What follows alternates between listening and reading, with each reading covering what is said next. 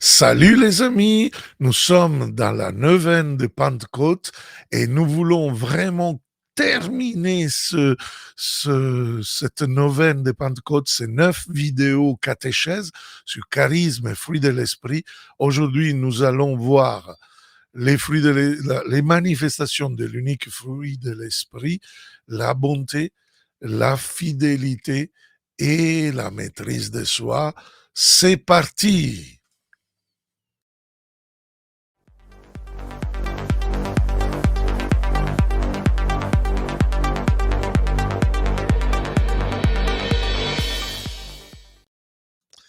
Chers amis, alors je suis très heureux justement de ces 9 vidéos qu'on a fait dans cette neuvaine de Pentecôte et j'espère que demain vous allez dans la veillée.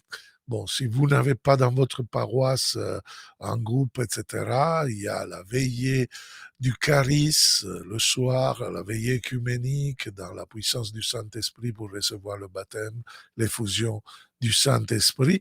Eh bien, c'est très bien parce qu'on est plongé vraiment dans cette grâce de Dieu pour nous tous dans cette période assez parfois compliquée ou difficile, mais qui a l'espérance d'avoir la grâce de l'Esprit qui nous saisit, nous appelle vraiment à la meilleure vie dans la présence de Dieu. Alors nous continuons, après avoir vu le charisme, on a commencé les fruits de l'esprit et j'ai parlé du fruit, c'est unique, avec des manifestations différentes. On a vu que le fruit peut être avec des manifestations dans le cœur, des manifestations dans la bouche. Aujourd'hui, on va parler de la manifestation du fruit de l'esprit avec les mains. Et cela, dans la réalisation de ce que l'Esprit veut, il va nous faire être manifestation de Dieu, c'est-à-dire des enfants de Dieu à l'image du Père. Alors, première attitude, c'est la bonté. Agathosune en grec. Il ne s'agit pas d'être des bisounours, il ne s'agit pas d'être boniste, je ne sais pas si on peut dire comme ça. Bonté, les capacités de réaliser qu'est-ce que vraiment est mieux pour l'autre, même parfois dire non, ce n'est pas simplement être masochiste pour combler l'autre, c'est vraiment de savoir ce qui est vraiment bien. Et on voit bien, si on veut vraiment réfléchir sur la bonté et ce terme bien, bon, etc., nous devons arriver à la Genèse, chapitre 2, verset 31, dans laquelle nous voyons justement notre Dieu, nous voyons ce Dieu d'amour qui crée l'univers. Et à un certain moment, chapitre 2, verset 39 nous dit, euh, il nous dit, Dieu vit ce qu'il avait fait et voici, il était très bon. Alors, vous voyez, c'est vraiment quelque chose qui est en effet, ce terme est présent déjà dans la Genèse et nous dit justement que la bonté de Dieu est à la portée de tous et, et à travers la création. Tout est sorti de ses mains, de son projet d'amour, de son projet de pour, voilà, pour rendre l'homme entouré de bonté. Mais ce qui était bon avec son intention, son but, son projet, s'est transformé et donc est arrivé après le péché originel à devenir un concept relatif à ce que nous cherchons, à ce que nous désirons, à ce que nous voulons, à ce que nous voulons faire, à ce que nous croyons d'être ou pouvoir devenir. Alors, un exemple banal. Pour un voleur, c'est bon de ne pas être découvert. Donc, il reste caché, il fait n'importe quoi, pour lui, c'est bon. Ou sinon, quelqu'un qui veut faire de l'arnaque, pour lui, gagner de l'argent n'importe pas comment, etc., bah, ça, c'est bon. Nous comprenons bien que ce n'est pas ça. Et ce n'est pas possible utiliser cette nuance pour dire, bon, c'est exactement comment Ève, dans la Genèse, va dire que ce fruit de l'arbre de la connaissance du bien et du mal, que Dieu avait interdit comme une contextualisation, vous pouvez manger de tout, mais ne mangez pas de cet arbre-là. Sous-entendu, vous n'êtes pas prêts encore, vous êtes des bébés. Alors Ève va dire, il est bon à manger. Bon. Dieu n'avait pas dit qu'il n'était pas bon. Mais Dieu avait dit, Adam, il avait dit, vous ne devez pas manger ces fruits-là. Donc, Ève le retient bon à manger. Pour elle, la parole bon était vraiment un piège. Parfois, nous aussi, comme elle, nous utilisons le terme bon, mais il faut faire vraiment très attention parce que est-ce que c'est vraiment, il nous donne de la bonté? Pour comprendre mieux ce que je viens de commencer à dire, il faudrait prendre justement trois évangélistes, Matthieu, Marc et Luc, qui racontent d'une personne qui à un certain moment pose une question à Jésus, selon Matthieu un jeune, selon Marc simplement un individu, selon Luc c'est un notable. Alors en Matthieu 19, 16, il demande qu'est-ce que je dois faire de bon pour obtenir la vie éternelle. Marc 10, 17, il change un petit peu. Il dit, maître bon, bon maître, qu'est-ce que je dois faire pour avoir la vie éternelle? Et Luc est similaire à Marc, bon maître, qu'est-ce que je dois faire pour obtenir l'unique différence, la vie éternelle? Luc 18, 18. Or, ce terme bon est repris en différentes manières dans ces trois évangélistes de cet événement qui a marqué justement les premiers chrétiens tellement qu'on les a dans trois évangiles. Et Jésus, qui laisse passer beaucoup de choses, qu'il est tellement miséricordieux, etc., à ce niveau-là, ne laisse pas passer le terme bon, veut clarifier la signification qu'on doit donner à ce terme. À Matthieu 19, 17, il va dire, pourquoi m'interroges-tu sur ce qui est bon? Un seul, il est bon. À Marc 10, 18, il va dire, pourquoi tu m'appelles bon? Personne n'est bon sinon Dieu seul. Luc 18, 19, pourquoi tu me dis bon? Personne n'est bon sinon un seul, Dieu. Vous voyez, le terme bon dans son sens absolu, il peut simplement l'attribuer à Dieu, selon ce qui nous dit Jésus. Mais pas n'importe quel Dieu. C'est le Dieu de l'histoire, c'est le Dieu de l'alliance, c'est le Dieu qui a parlé à Moïse, c'est le Dieu qui a donné les commandements, qui a porté justement à découvrir Jésus. Donc c'est pour cela qu'il commence de l'Ancien Testament. Jésus, à un certain moment, va lui dire, si tu veux rentrer dans la vie, observe les commandements. Matthieu 19, 17. C'est-à-dire, il va donner une liste, à manière qu'on c'est clair que c'est celui-là. Hein? Dieu n'a pas dit d'autre chose. Dieu a dit cela, pas d'autre chose. Donc, il veut l'orienter sur Dieu. À manière que s'il est orienté sur Dieu, bien sûr, il va tomber sur Jésus. Jésus ne va pas nier d'être bon. mais il précise qu'il est bon parce que il vient de Dieu. Il est dans cette relation avec Dieu. Ainsi, c'est de le fruit de l'esprit.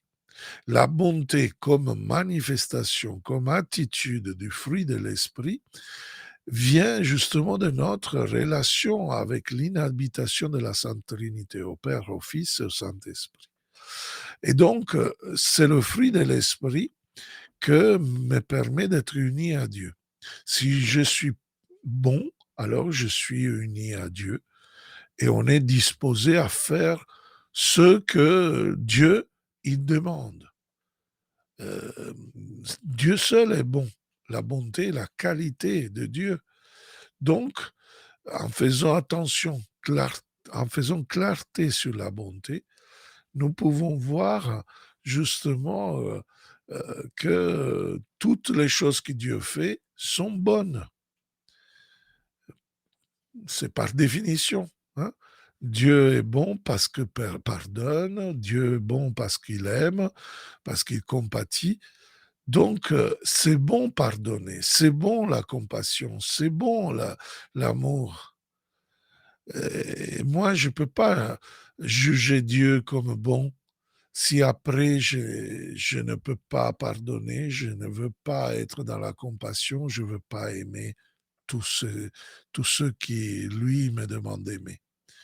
Donc, vous voyez, aujourd'hui, Dieu n'est pas bon, parce qu'il y a certaines même qui font la guerre au nom de Dieu. Donc, vous voyez, la bonté, c'est le fruit de l'esprit qui nous manifeste crédible, cohérent avec Dieu, qui manifeste Dieu lui-même. Donc, Dieu seul est bon. C'est pas à moi de juger la bonté de Dieu, mais la bonté de Dieu qui juge mes pensées, mes sentiments, mes volontés. Dieu est bon parce qu'il est Dieu. Parce que ce n'est pas parce que j'aime, j'adore, parce que fait ce que moi j'aimerais bien, que vous comprenez bien. Donc, nous sommes appelés à voir toujours ce qui vient de Dieu. C'est ça la bonté. Et on est appelé justement à pas à être égoïste, à être centré sur nous-mêmes, mais sur lui, avec une contemplation de ce qu'il est, c'est-à-dire bonté. C'est pour cela que Saint Paul, dans ses lettres, souvent, il va dire qu'il n'y a pas d'autre vanité, comment dire, Galates 6, 14. Je vais le prendre dans la version liturgique parce que j'ai devant les yeux la version grecque et ça ne me vient pas le terme,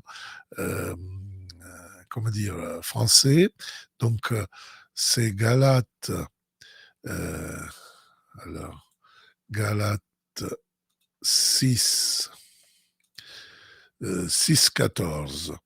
Mais pour moi, que la croix de notre Seigneur Jésus-Christ reste ma seule fierté. Voilà la fierté.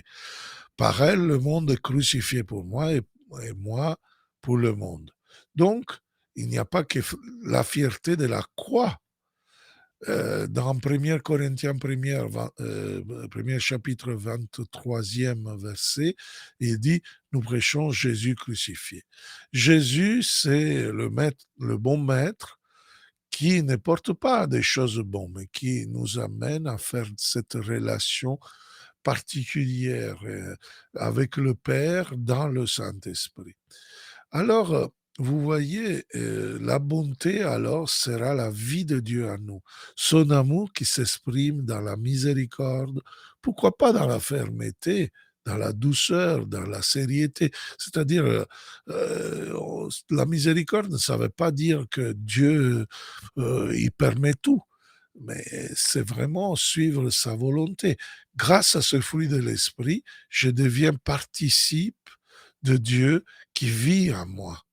Et l'esprit me rend participe du corps du Christ crucifié, qui est manifestation de l'unique Dieu, le Dieu vivant. Et alors, nous pouvons comprendre ce qu'il dit le psaume 34, verset 9. Goûtez, voyez comme est bon le Seigneur. Voilà. Deuxième attitude, deuxième manifestation de l'unique fruit de l'esprit, c'est la fidélité. En grec, pisteuo.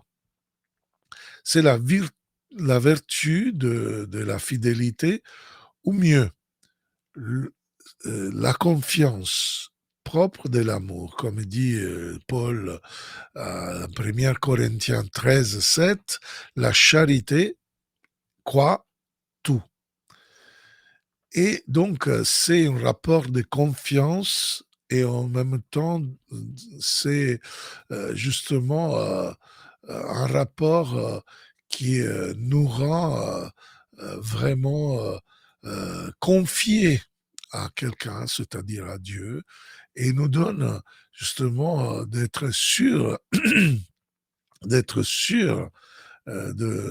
de, de, de sa fidélité. Hein. Donc, euh,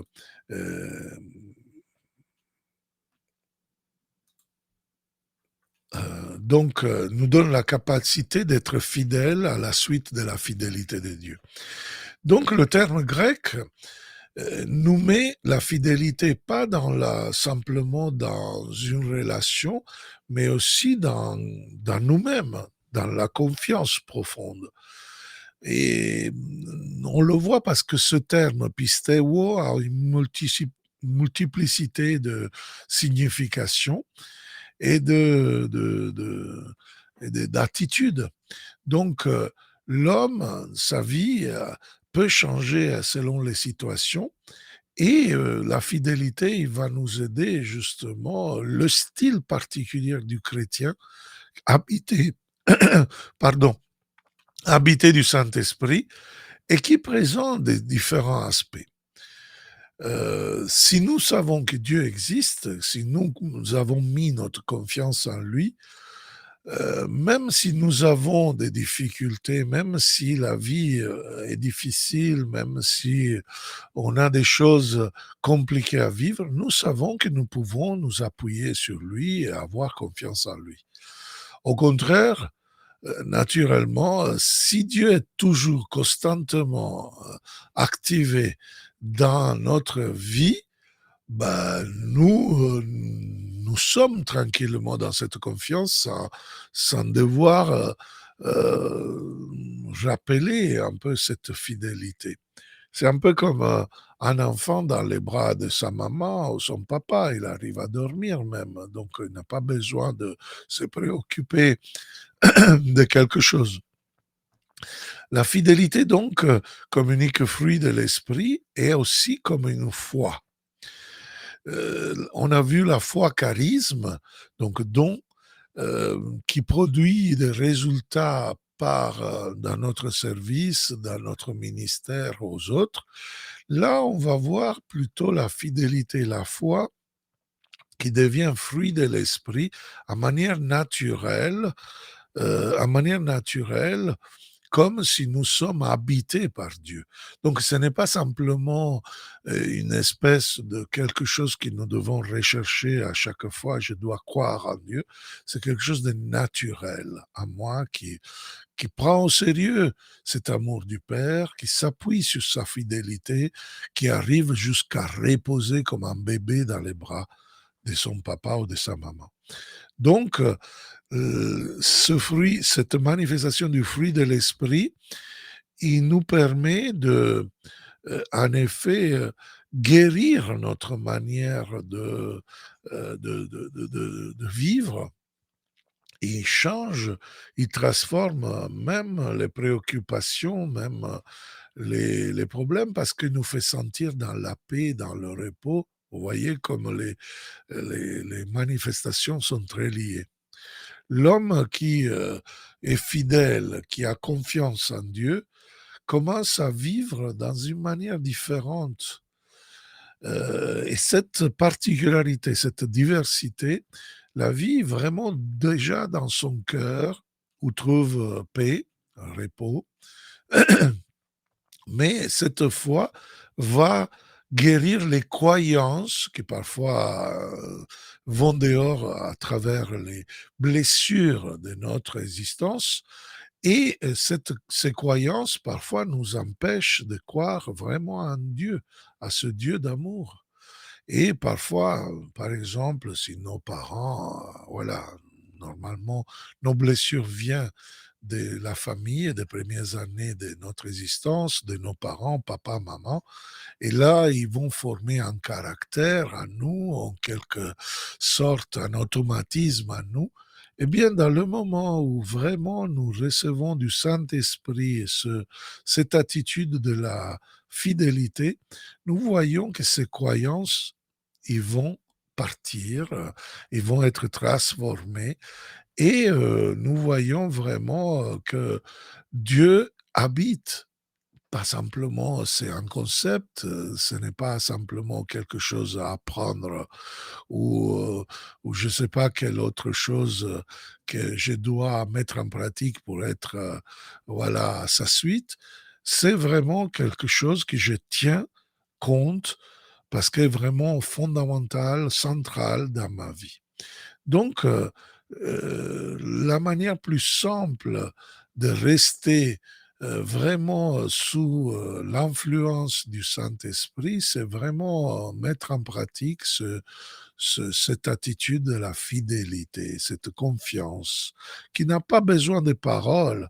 Ça suffit de rester devant Dieu dans la conscience reposante qu'il est en train de, voilà, il nous a donné le Saint-Esprit, il est en nation, et il nous donne son amour, et il nous protège, et donc cette foi fait grandir en nous la conscience de la fidélité de Dieu, qui produit en nous la fidélité, la confiance en lui. Donc voilà. Et c'est pour cela qu'on pourra dire avec l'évangile de Jean, Jésus nous dit dans l'évangile de Jean, qui demeure à moi porte beaucoup de fruits, le fruit de la fidélité. Terminons un peu avec les attitudes, les manifestations de ce fruit de l'esprit, avec la maîtrise de soi. L'encrateia et l'abstinence de toutes les dépravations, de toutes les dissolutions sexuelles. C'est un don de Dieu, il nous le dit l'Ancien Testament en Sagesse 8, 21. Bon, si vous prenez votre Bible, peut-être c'est écrit sagesse, mais le terme, ce n'est pas la sagesse. Sagesse 8, 21, le terme qui cite, c'est l'encrateia. Mais je savais que je ne pourrais jamais obtenir la sagesse si Dieu ne me l'a donnée, et il me fallait déjà du discernement pour savoir de qui viendraient ces bienfaits. Je me tournai donc vers le Seigneur et lui fis cette prière en disant de tout mon cœur, et là ça continue au chapitre 9. Mais c'est surtout, voilà, ce terme encrateia, si Dieu ne me le donnait pas. Donc, Saint Paul, il parle souvent de la continence qu'il faut avoir comme quelqu'un qui est en combat, dans la lutte. Il parle justement avec des façons qui nous rappellent un peu la philosophie platonique, de châtier le corps pour réduire l'esclavage. Prenez la première lettre de Corinthiens, chapitre 9, 1 Corinthiens, chapitre 9, verset 24. Il va nous dire ainsi, vous savez bien que dans le stade, tous les coureurs participent à la course, mais un seul reçoit le prix. Alors vous courez de manière à l'emporter. Vous, les athlètes, à l'entraînement s'imposent une discipline sévère. Ils le font pour recevoir une couronne de laurier qui va se faner. Et nous, pour une couronne qui ne se fane pas. Moi, si je cours, ce n'est pas sans fixer le but. Si je fais de la lutte, ce n'est pas en frappant dans le vide, mais je traite durement mon corps, j'en fais mon esclave pour éviter qu'après avoir proclamé l'évangile à d'autres, je sois moi-même disqualifié. Vous voyez, donc, c'est vraiment quelque chose un combat que Paul vraiment vit, vraiment dans son corps.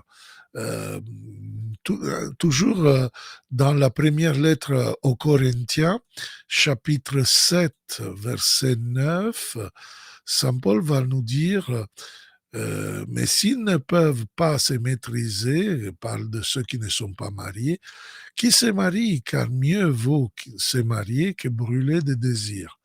Et donc, il va parler de la continence sexuelle. L'encrateia, c'est un de ces termes que Paul il va utiliser donc même pour cela.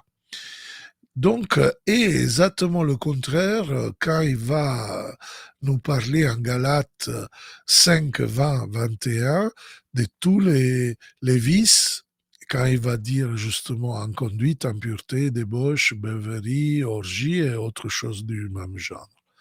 Donc, la maîtrise de soi équivalent à avoir un frein euh, qui, en effet, me fait arrêter quand je n'arrive pas à m'arrêter. Hein. Donc, la culture d'aujourd'hui, en effet, tend à affirmer la liberté de l'individu avec des manières aujourd'hui, à cause aussi de certaines philosophies des derniers siècles, qui, voilà, ils nous font penser d'être tout puissants et d'arriver justement à un libertinage qui n'est pas du tout liberté, qui n'a pas du tout de règles, qui n'a pas du tout de freins. Vivre sans frein, vivre sans règles, c'est vraiment la manière meilleure pour aller se casser la figure. La liberté veut dire la capacité de auto se déterminer, s'autodéterminer, c'est-à-dire se donner des règles, savoir qu'il y a des limites, parce qu'il y a la liberté des autres. Pour le chrétien, il y a le concept de la maîtrise de soi, parce que nous avons le commandement de Jésus, aimez votre prochain comme vous-même. Donc, je tiens à moi-même, je tiens à mon salut, je tiens vraiment à mon cheminement, je tiens à ma sainteté. Et dans le célèbre passage sur le jeûne des disciples à Marc 2, 18, 20, en relation à l'époux, Jésus va dire que ses disciples ne vont pas gêner, mais parce que, en effet, ils sont appelés à vivre avec lui. Et ils doivent gêner quand ils sont plus avec lui. C'est très intéressant. Ce n'est pas une interdiction du jeûne, c'est simplement le fait que Jésus demande de dire que, en effet, la maîtrise de soi, c'est vraiment quelque chose qui va euh, rendre chaque disciple uni à son maître, et le fait que c'est son maître qui va vraiment manifester quelque chose qui, en effet, va combattre l'ennemi. Regardez en Genèse 4, 7, euh, comme Dieu manifeste à Caïn que l'homme a un ennemi, le péché, qui ne peut être justement quelque chose qui fait partie de la vie du croyant. C'est Genèse 4, 7, on va le prendre. Donc, Genèse 4, 7. Si tu agis bien, ne relèveras-tu pas ton visage, mais si tu n'agis pas bien, le péché accroupi à ta porte. Il est à l'affût, mais tu dois le dominer. Voilà la maîtrise. Euh, Pas tout ce qui est dans notre tête, qui nous passe comme ça dans les pensées, pas tout ce qui nous stimule intérieurement est un don de Dieu, pas tout porte à lui. Donc, la maîtrise de soi nous aide à ne pas se faire dominer, à ne pas se faire emporter par des impulses qui, en effet, vont être manipulés par le tentateur. Paul affirme que la maîtrise de soi, fruit de l'esprit, dans le sens qu'il nous bouge intérieurement, nous presse, nous anime, nous produit et donc donne cette attitude de la maîtrise de soi, qui est une grâce opérée par le Saint-Esprit, une maîtrise dictée de l'amour, une force intérieure qui justement jaillit dans cette relation d'amour du Père pour le Fils dans le Saint-Esprit, qui nous met justement au service dans la mission vers les frères. Donc, si ma relation avec le Père est pure et dans l'amour, et je vis de lui, dans la transparence à lui, je vis de sa paternité, à la fin, je ne serai pas dominé de tout ce qui se passe dans ma tête, dans mon mental, dans mes faux prix de basse catégorie, mais le prix plus grand, c'est vraiment la présence de Dieu dans ma vie. Donc, s'il me vient de critiquer quelqu'un, de parler mal d'une personne, si je vis dans l'Esprit Saint, il me rappelle que Jésus, par cette personne, a donné la vie. Donc cette pensée me porte à dominer par la grâce du Saint-Esprit l'impulse et le transformer en quelque chose de positif. S'il me vient l'impulse de la colère, parce que je ne sais pas quel est le motif qui m'amène, je vis cette relation d'amour avec le Père, le Fils et le Saint-Esprit et je mets vraiment cette colère en manière qu'il puisse être canalisée en quelque chose qui devient une transparence, un peu comme Jésus. La colère, il a déchaîné au temple pour dire, pour dénoncer la sacralité de la volonté de Dieu, mais pas pour détruire l'autre ou faire des choses qui en effet font du mal à l'autre. Vous voyez, euh, à la place de m'éventer, de faire une bonne image de moi avec parole, etc. Pour le fait que je vis en relation habitée vraiment du Père, du Fils et du Saint-Esprit, je peux rester calme, dominer mon impulse et rester humble et là où en effet c'est lui à resplendir, pas moi. La maîtrise de moi, donc la maîtrise de soi, en effet, c'est cette force qui est engendrée par le Saint-Esprit présent en nous, qui devient lumière, qui devient transparence de Dieu.